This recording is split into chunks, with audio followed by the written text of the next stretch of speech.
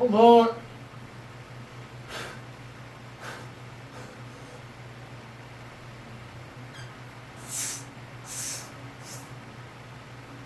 Yeah, buddy. Let's go.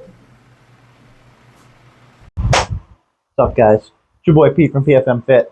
So, as you guys saw from what's going to be the first clip of today's gym vlog, we were crushing 225 on close grip bench press. I'm actually pretty happy with that strength level. 225 for 5 reps, I believe I got, on a lift that I have not done in a while, several months at least, probably about 4 or 5 months maybe since I've done this lift. Yeah, strength's pretty good, and I haven't touched 225 on any kind of press movement in quite a while. So I don't know. I don't know what got into me today. Why I was feeling like doing the old close grip, but I think it's because I'm feeling like transitioning back into a strength phase. And this is one of the movements that I feel like accompanied my regular bench press super well. So I rate it super highly. I enjoy it. It feels really good. You know, a lot of people complain, oh, elbow pain, wrist pain.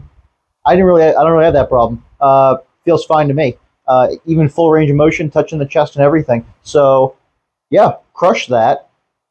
But at the same time, speaking of all the pain and whatnot, the variations that I switched this movement out for, like dumbbell bench press, you know, on incline or flat bench or whatever, multi-grip incline, you know, press with the multi-grip bar, you know, excessive mill pressing, overhead pressing and whatnot, and all these other movements that I switched. I'm not going to call it, you know, those bodybuilding movements compared to this movement. They could all be bodybuilding movements per se, but I prioritized different muscle groups and neglected this tricep exercise, which I think made my bench press a little weaker overall. So anyways, going into a strength phase, we need to bring back the strength movements, the movements that I think make me stronger. And I think a reason why this makes me stronger, especially on bench, is because I've been rewatching some of my videos and some of my like clips to check my form and stuff. I'm like, I used to think I was all torso, but I actually think I'm all limb. Like my limbs are just ridiculous. My arms, my legs, I actually don't think I have a torso. I'm pretty sure. So, or at least it's not as big of a percentage of my body as I thought. I think I was just hiking my pants down a little too low or something, and I thought my torso was bigger than it was, but in reality, it's just my like hips starting and my legs starting. You know what I mean? Weird body, what's it called? Dimensions, let's say. But again, long limbs don't cater to a good bench press. So let's use that as my primary excuse of saying I have shit genetics for why I don't have a 315 bench already. It's because I'm not a stubby little T-Rex. That's why I don't have a 315 bench, obviously. But with exercises like this, I think they cater to making a long-limbed person a lot stronger because all that extra limb and arm length means more tricep muscle, and the bigger and stronger your triceps are, the better you're going to be with all that extra range of motion you have to do on your bench press. I don't know. That's probably just dumb bro science, but it makes sense enough, and the proof was kind of in the pudding because I got really strong on this lift. Damn near as strong as my regular bench press, to be honest. My best on this was 250 for 3. Hydration, 250 for 3 at one point, and today we got 225 for 5. I think my best on 225 was about 8 reps. But what I'm going to do now is I'm going to load up 185 because I feel like a drop set. So yeah, I'm mixing it up a little bit on these Friday workouts. I'm going to go back to like an experimental phase, you know. I actually am pretty proud of myself because I really did a good job this summer of being rigid and like actually following through with some programs, you know, like sticking with some weight progressions and doing the same weight week by week and just trying to add a few reps and add a few sets. I'm actually pretty proud of myself for being disciplined enough to do that and actually learn about how that can make results. But at the same time, accumulated fatigue has accumulated over a long, hard summer of bodybuilding training and a lot of volume and a lot of sets and reps with lightweight. And I say lightweight. I was not maxing out one time because I didn't want to. It's not satisfying for me to hit a PR that's not a lifetime PR. It's just oh, well, I hit this heavy of a weight at this light of a body weight. Fuck out of here. Not relevant. Doesn't matter. Wouldn't get thrown in the freaking PR log anyways. The only thing that matters is the lifetime PRs when we are fat and bulking in the winter. So, other than that, when I'm in the bodybuilding phase, the weight really doesn't matter. So, I don't know. But I'm getting to a point where, yeah, where was I going with this? The point I'm getting to is all that volume, all those sets with the lighter weight still get you injured. You no one is safe. You can't just train light and never get injured unless you train super, super, super, super boringly light. But then you're probably not going to make any gains.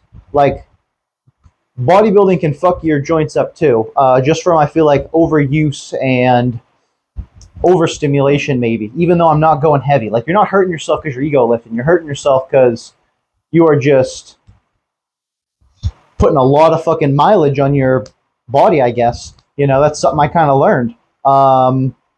Especially with crushing a lot of volume of, compound lifts. Not this lift particularly, but a lot of bench press, a lot of mill press, you know, other big compounds, insert compound movement here. But yeah, I don't know, it took a toll. So I'm thinking we'll transition back into a strength phase. We'll take what we've learned from this and try and apply the discipline of how we followed a program for bodybuilding. We'll try and apply it to a strength program this time, and hopefully actually make like some lifetime PR gains consistently on like a, bi-weekly or monthly basis, let's say, of hitting, adding like 5, 10, 15 pounds to, well, the only lift that we care about, the bench press. Every other lift, as long as my lower body's a little bit stronger than my bench press, we're fine, because we're not that guy with the who outbenches his lower body. You know what I mean? That's all that matters. But anyways, I'm going to jump into this set right here, 185. We're going to get geared up. I'm going to go for 10 to 12. Ooh, let me slug a little pretty. Shaken, not stirred. Yo, buddy, Chewy, come here, make a little appearance. A little camera shy? Nah, he's not camera shy. He doesn't even know what it is. Doesn't understand. It's okay though. You can't fear what you don't understand. All right.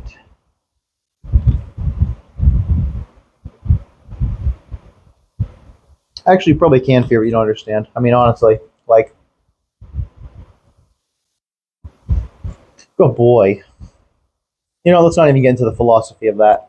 That'll spiral way too long into a different topic. I'm gonna finish this pre-workout though, and get old Chewbacca out of the way here. He's making a lot of appearances on the channel lately. He might be the co-star, and eventually probably become the main star. And I'll probably become one of those people who has to have a dog channel, and he'll probably get fucking millions and millions of followers, and I'll just be his owner, who has that fitness channel that that nobody knows about. Honestly, dude, there's so many content creators out there who, like, you just see their dog these days. Like, you learn about them from the dog, and it's like, obviously the dog's not posting the freaking video. There's a person behind the channel, you would think, but the dog is just more damn popular. People just want to see the real star. I don't know. What are you doing, man?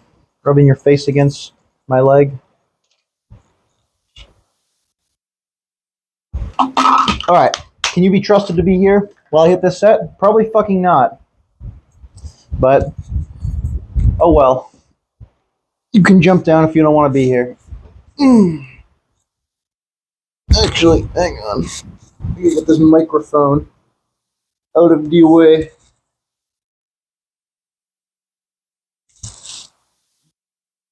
All right. You guys can probably still hear me, I think. Okay. 185, let's go. Oh.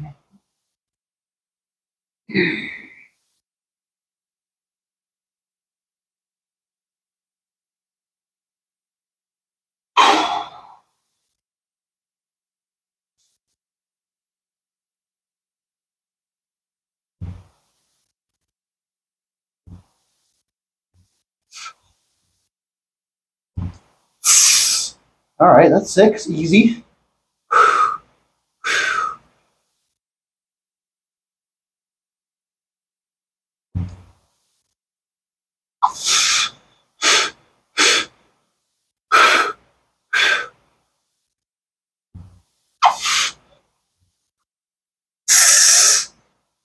Oh, we got more.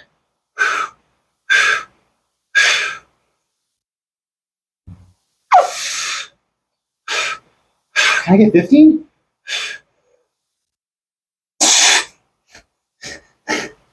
Come on. Get one more. So, Chewy, help. Get this off me, man. Get it off me. He's like, what do I do? What do I do? That bar weighs 10 times what I weigh. Oh!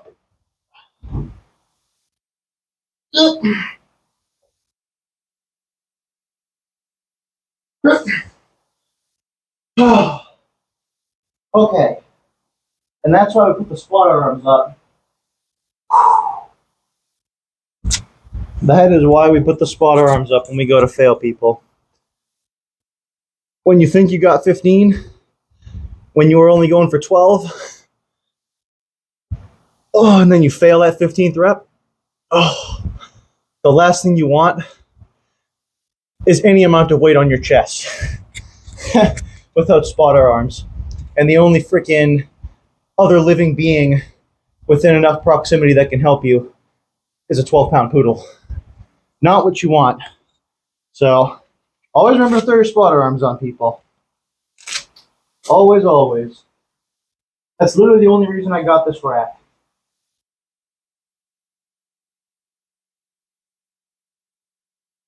Whew, that wasn't even the hard part of the set. The hard part is getting these sleeves off after.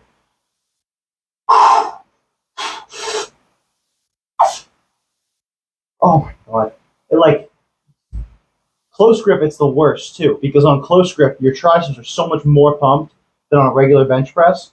So trying to flex, flexing down as it's like doing a tricep push down, but after you just did the heaviest set of your life to failure,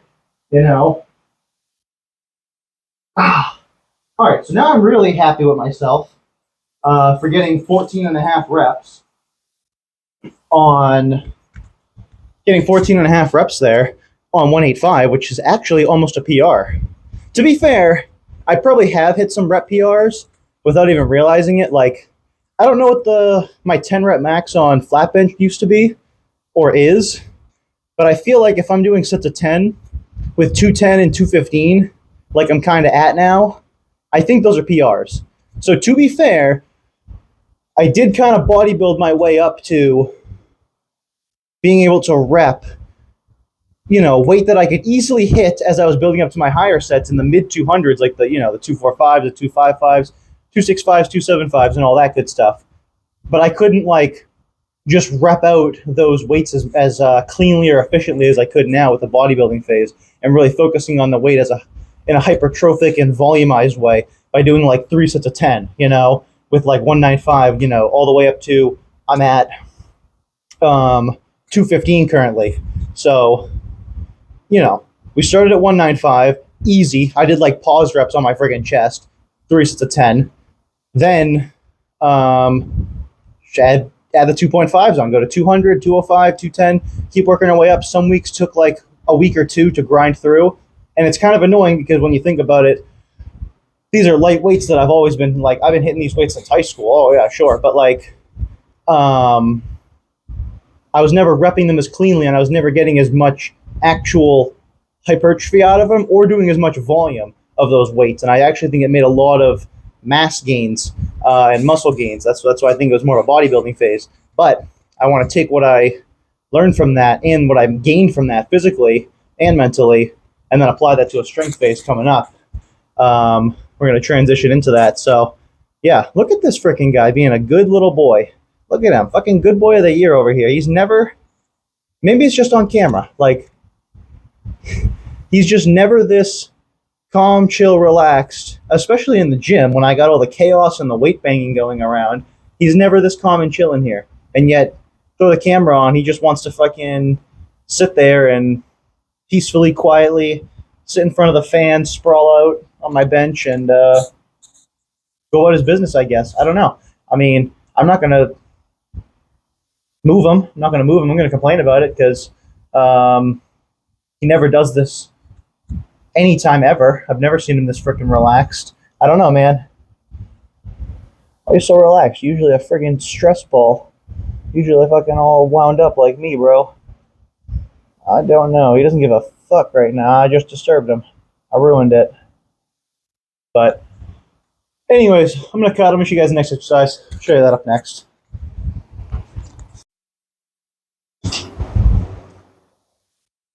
Alright, people. Up next, we are doing landmine Viking press. Honestly, one of my favorite mill press variations. Obviously, I don't have a Viking press machine in here. I don't even think if this entire room was empty, you could fit one, to be honest. But landmine, barbell, plus linebacker squat attachment, plus some plates, equals Viking press. So, let's go. Boom. Boom. Boom.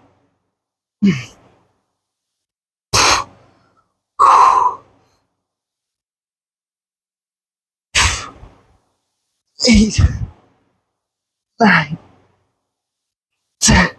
All right. Use a little bit of leg drive now.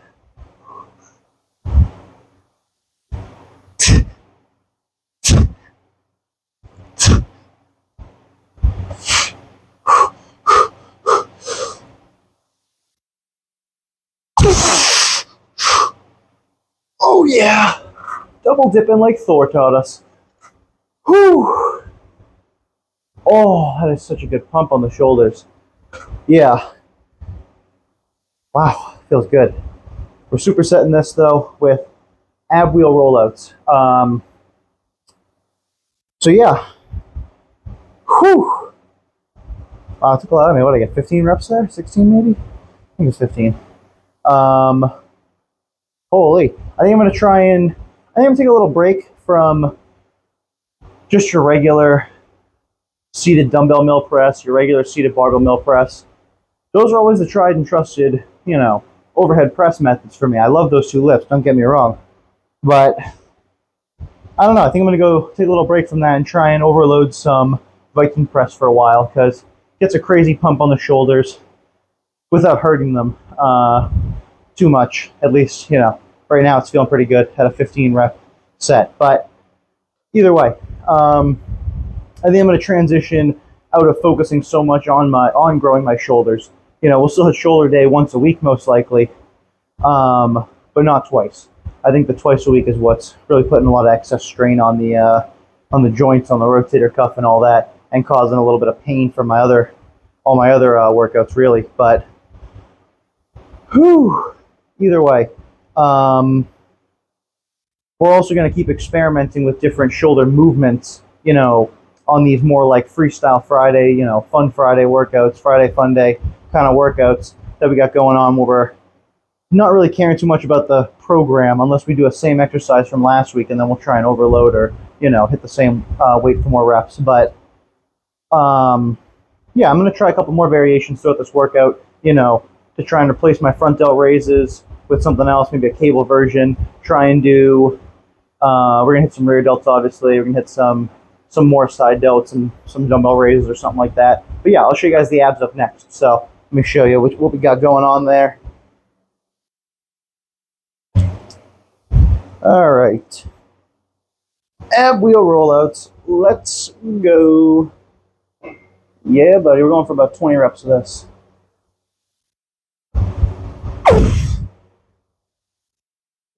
Boom. Oh yeah. Really getting a little stretch at the end there.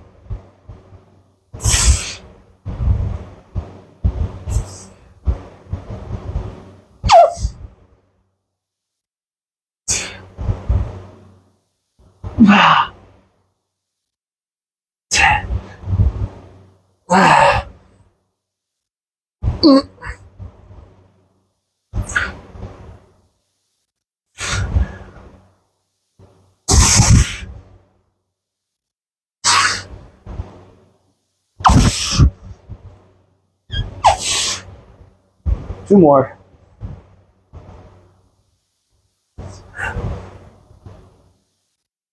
Oh, oh, okay.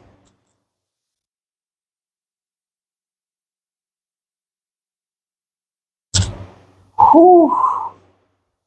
That was a good set. Um, yeah. My key though, going into my strength phase, is to keep hitting the abs no matter what.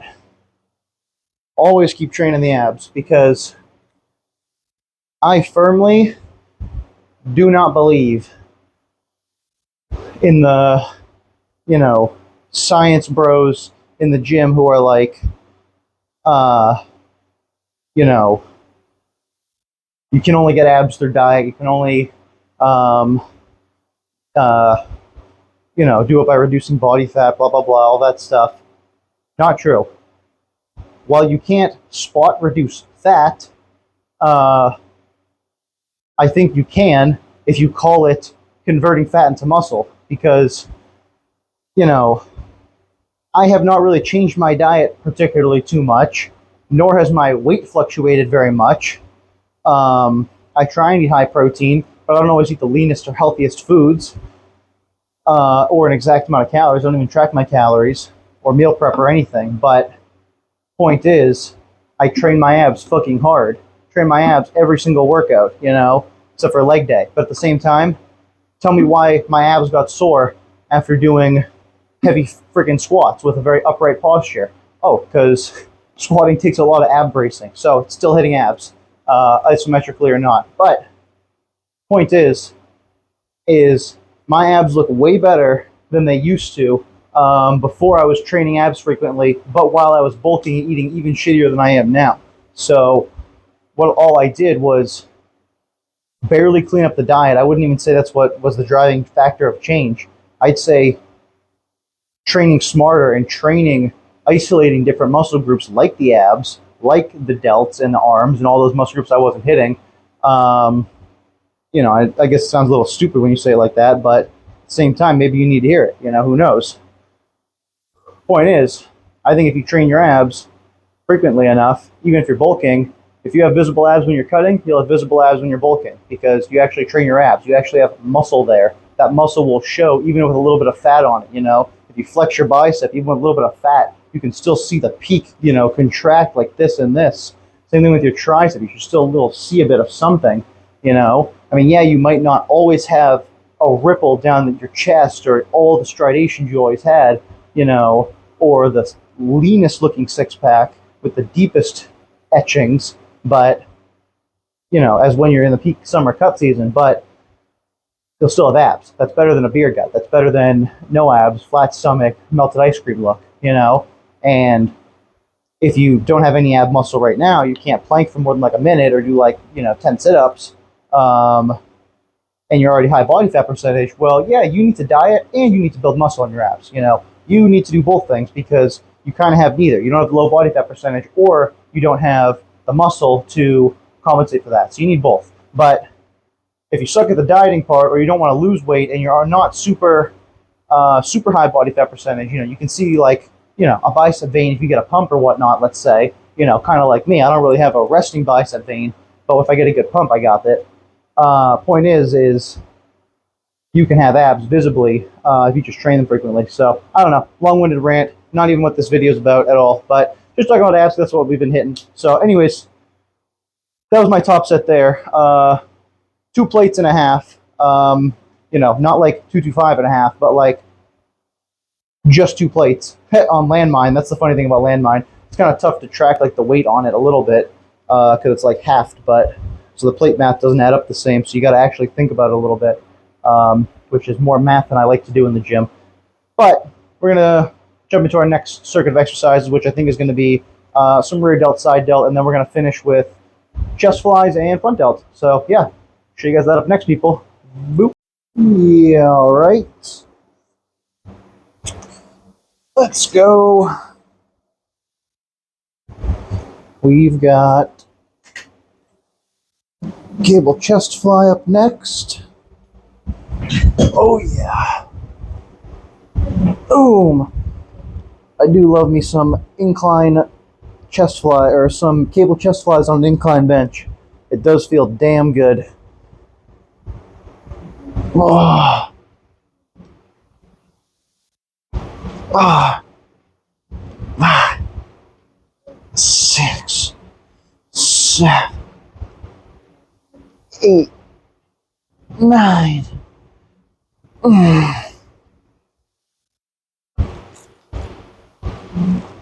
13, 14,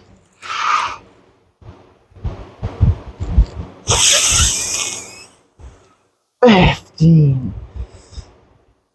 Oh yeah.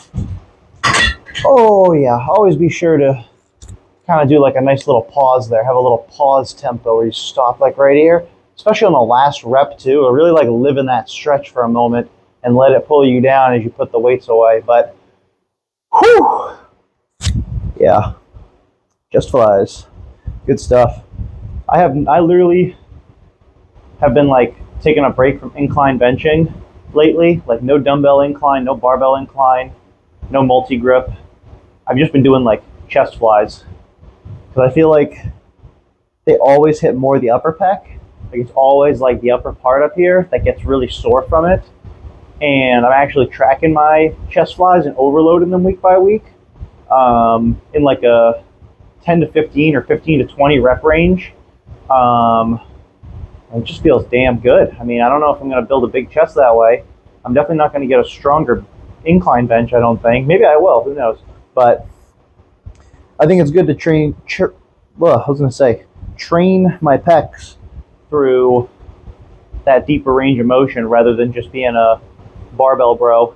But I feel like that's another reason why me switching to dumbbell bench may have caused shoulder pain because, like, you know, I was a barbell bro for a long time, barbell only, and I feel like that maybe caused some limitations in my shoulders' ability to go in a deeper range of motion than where the bar stops in your chest. So I don't know. I got so many theories onto why my shoulder pain occurred lately, but I'm actually pretty happy this workout because the variations that I've figured out so far are seemingly pain-free and I'm getting a good pump. So actually, let me show you this front delt raise variation that I'm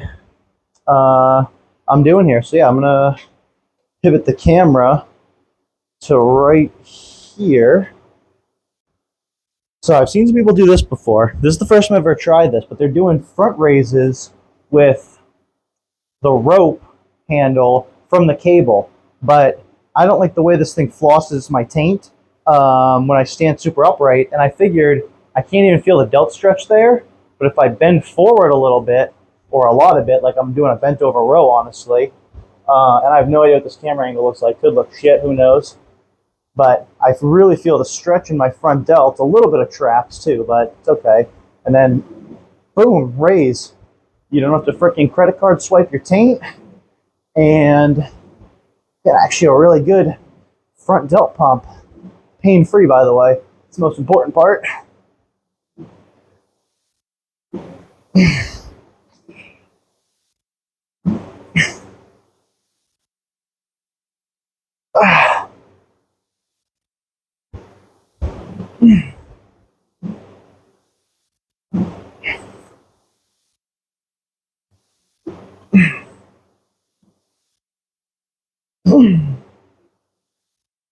Oh yeah. Whew. So that is lending itself to my theory that I'm just a little burnt out of the variations I've been using the past few months because I've switched up the variations a little bit, and to the ones I've tried today, and they've all felt damn near pain-free.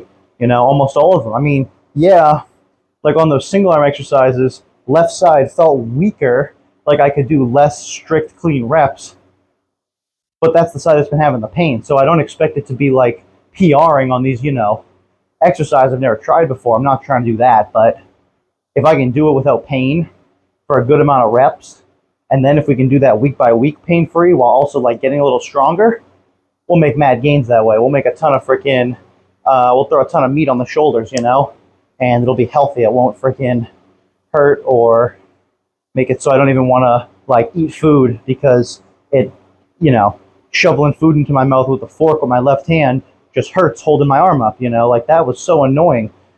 It was happening to me like all last week, and this week has been a lot better. And yeah, I don't know. I think my pain mitigation strategies have been quite effective so far. So yeah, but that is all I got on the menu today. I got one more set I'm going to run through in a minute here with a little bit more weight added to both exercises. But yeah, that's my final circuit. Some incline cable chest flies with some cable rope front delt raises. So yeah, pretty good shoulder and chest day, I'd say, with a little bit of abs sprinkled in there. Yeah, I don't know. I think I'm just gonna keep it loose on Fridays though. I'm not gonna have a program that I need to follow on Fridays. I'm gonna leave it more of a, you know, experimental day, let's say, for now. Probably only do that for a few weeks though, until I narrow down what I want to do with that day for training. But like I said, I think we're gonna cut back on the shoulders a little bit and maybe prioritize the arms. You know, I mean, biceps will still be getting hit twice a week. They're getting hit on limb day and on back day, so they're getting hit with triceps and with pulling day. But yeah, I think the biceps have been good, but I feel like triceps took a bit of a back seat for delts instead. But it's okay. I'm actually pretty happy with my shoulder progress this summer. I think I've made a lot of delt gains that I didn't have before. So, but yeah, that's gonna do it for today, people. It's been your boy Pete from PFM Fit. If you enjoy this kind of content, as always, be sure to like and subscribe for more. Definitely got future videos coming out. Got some actual topics I want to talk about coming out soon. So yeah, stay tuned for that. Be sure to like and subscribe, everybody. Peace. See ya.